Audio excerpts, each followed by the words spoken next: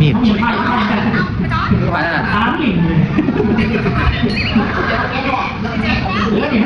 บ้านบอก เห็นในคลิป โอเคตามคลิปมา เฮ้ยไม่ได้เอา เห็นในคลิปใช่ไหม โอเคมันเห็นตามคลิป ไม่ได้เอาสิ้นเดียวก็ก่อนครับ เดี๋ยวชิ้นเดียวก่อน โอเคจ้ะ เดี๋ยวเรื่องอะไร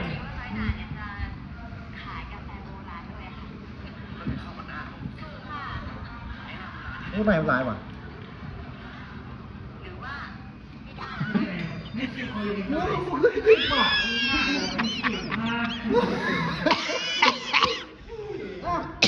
กูก็ได้คลิปไปที่ไหน เขาเบี้ยโอ้ยอยู่เนี่ย กูว่ามันโมเมนต์ในคลิปแล้วกูว่า เมื่อไม่เต็มเลย มันคนละคลิป เอาขึ้นมาเต็มมาดิ กูว่ามันคนละคลิป นั่ง กูว่ามันคนละคลิปแล้วกูว่า กูบอกว่า กูว่ามันคนละคลิป คลิปมาดิ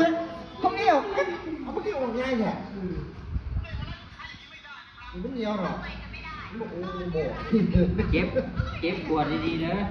อะไรอ่ะเอา